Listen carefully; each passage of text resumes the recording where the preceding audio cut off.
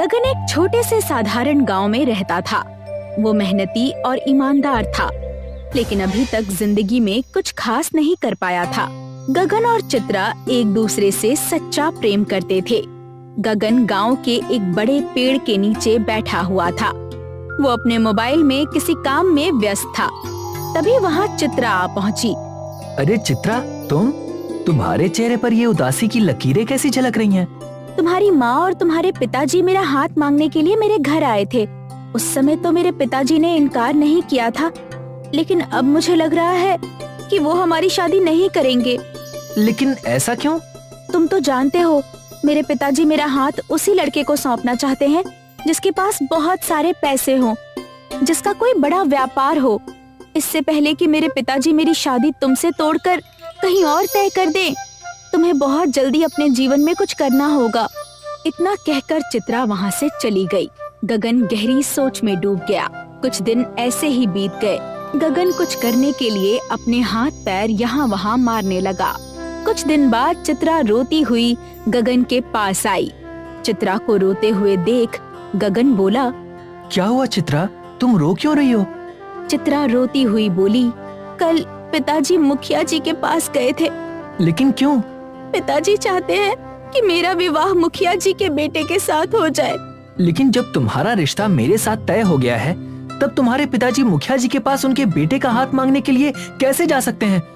मैंने पिताजी से कहा था, लेकिन पिताजी ने मुझसे कह दिया कि अगर गगन कुछ दिनों तक कुछ नहीं कर पाया तो फिर वो मेरी शादी तुमसे नहीं बल्कि मुखिया जी के बेटे से ही करा देंगे।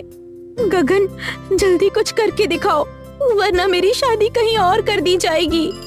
चित्रा, मैं जानता हूँ कि मैं मुखिया जी के बेटे जैसा अमीर नहीं हूँ, लेकिन इतनी जल्दी सब कुछ नहीं हो सकता ना। कुछ भी करो, कुछ सोचो, कुछ ऐसा सोचो जिससे तुम बहुत जल्दी कामयाबी हासिल कर लो। गगन गहरी सोच में डूब गया। अचानक उसकी आंखों में चमक आ गई। आइडिया। कैसा आइडिया?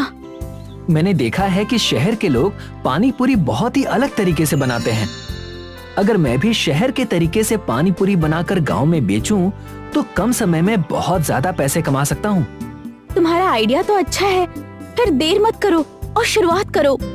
इतना कहकर चित्रा वहाँ से चली गई। कुछ ही दिनों बाद गगन ने पानी पूरी का ठेला लगाकर बेचने की शुरुआत कर दी, लेकिन जो भी ग्राहक आता वो पानी पूरी खाकर बिना कुछ कहे चला जाता। गगन निराश हो गया। एक दिन गगन ठेले पर उदास खड़ा था। तभी चित्रा वहाँ आ गई।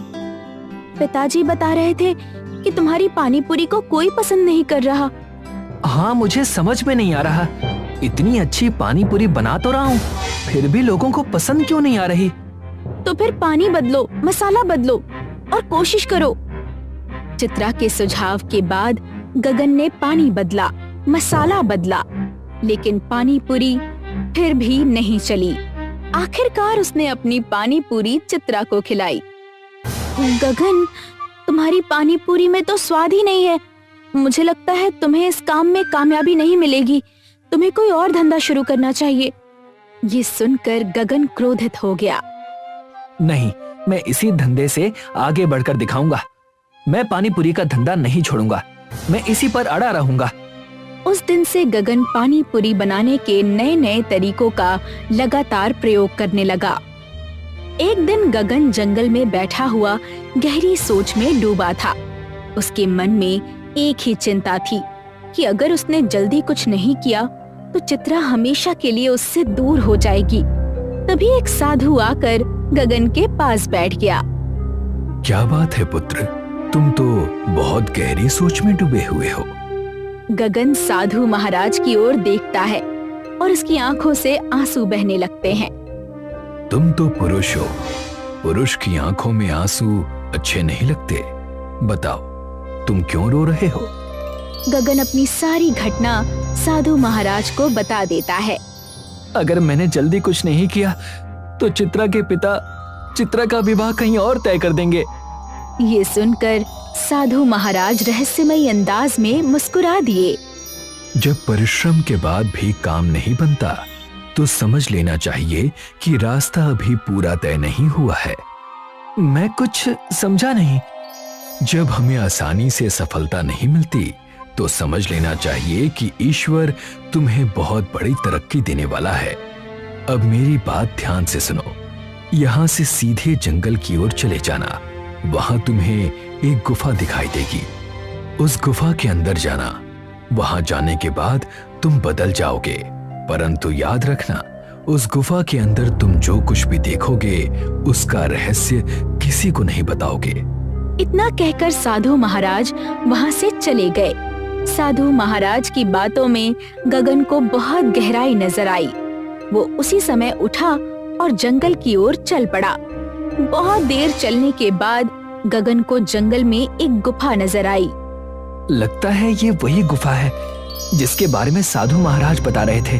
अब देखता हूँ कि आखिर इस गुफा में ऐसा खास क्या है। इतना कहकर गगन उस गुफा के अंदर चला गया। अंदर जाते ही अचानक तेज रोशनी फूटी। अगले ही पल गगन को गुफा के अंदर एक दूसरा दरवाजा दिखाई दिया। जैसे ही गगन उस दरवाजे को पार करता है, वो एक अद्भुत जंगल में पहुंच जाता है। सामने का दृश्य देखकर गगन बुरी तरह से अचंभे में पड़ गया। उसके सामने एक रंगीन और खुशहाल दुनिया थी। चारों तरफ गोल गोल पानी पूरी जैसे घर बने हुए थे। उन घरों की दीवारें सुनहरी, हरी और लाल रंगों की थी, जैसे कुरकुरी पानी पूरी पर मसाले सजे हों। सड़कों की जगह पतले पतले रास्ते थे, जिनके बीच बीच में मसालेदार पानी से भरे तालाब थे। उन तालाबों से बुलबुलें उठ रहे थे। वहाँ के लोग भी अलग ही थे, थोड़े गोल मटोल। उनके चेहरे बिल्कुल पानी पूरी जैसे थे। किसी के चेहरे पर धनिये की हरियाली थी, तो किसी पर इमली की हल्की मिठास झलक रही थी। ये क्या? ये तो साधारण इंसान नहीं लग रहे। इन सबके चेहरे पानी पूरी जैसे लग रहे हैं। ऐसा कैसे हो सकता है? गगन आश्चर्य भरी नजरों से आगे बढ़ता है और पूरे गांव को गौर से देखने लगता है। उसे देखकर ऐसा लग रहा था जैसे वहाँ की हर चीज पानी पूरी से जुड़ी हुई हो। तभी एक लड़की सामने आती है जो पूरी तरह पानी पूरी की बनी हुई थी। तुम तो इंसान हो, तुम यहाँ कैसे आ गए? गगन उसे ध्यान से देखता है और अपनी सारी कहानी, अपनी पूरी जिंदगी की घटना उसे बता देता है। समझ गई। तो तुम्हें साधु महाराज ने भेजा है। क्या तुम वचन देते हो कि इस दुनिया के बारे में किसी को नहीं बताओगे, क्योंकि ये पानी पूरी की दुनिया है? गगन हामी भर देता है। हम तुम्हें पानी पूरी बनाना सिखा सकते हैं, लेकिन 2 शर्तों पर। पहली, तुम गरीबों को मुफ्त पानी पूरी खिलाओगे। दूसरी, हमारी दुनिया का राज किसी को नहीं बताओगे। गगन ने दोनों शर्तें मान ली। पानी पूरी की लड़की ने गगन को एक नई रेसिपी से पानी पूरी बनाना सिखाया। वो पानी आम पानी जैसा नहीं था। उसमें कई मसालों का संतुलन था, ना ज्यादा तीखा, ना ज्यादा खट्टा, ना ज्यादा मीठा। गगन कई दिनों तक वहीं रहा था। उसने पानी पूरी बनाने के हर छोटे छोटे राज को सीखा। आखिरकार गगन ने पानी पूरी बनाकर पानी पूरी की लड़की को खिलाई। हाँ, बिल्कुल हमारी दुनिया जैसी ही पानी पूरी बनी है। अगर तुम इसे अपनी दुनिया में खिलाओगे तो लोग पानी पूरी के साथ साथ अपनी उंगलियां भी खा जाएंगे। ये सुनकर गगन हंसने लगा। कुछ समय बाद गगन वापस गुफा से बाहर आ गया। गुफा हमेशा के लिए बंद हो गई। अब गगन पूरी तरह बदल चुका था। गगन ने फिर से पानी पूरी का ठेला लगाया, मगर अब जो भी पानी पूरी खाता वो हैरान रह जाता। लोग कहने लगे, वाह, ऐसा स्वाद पहले कभी नहीं खाया। गगन गरीबों को मुफ्त पानी पूरी खिलाने लगा। धीरे धीरे उसका नाम दूर दूर तक फैल गया। गगन सफल बन गया और एक दिन गगन और चित्रा की शादी हो गई। गगन ने हमेशा इस बात को रहस्य ही बनाए रखा कि उसने पानी पूरी बनाना आखिर सीखा कैसे।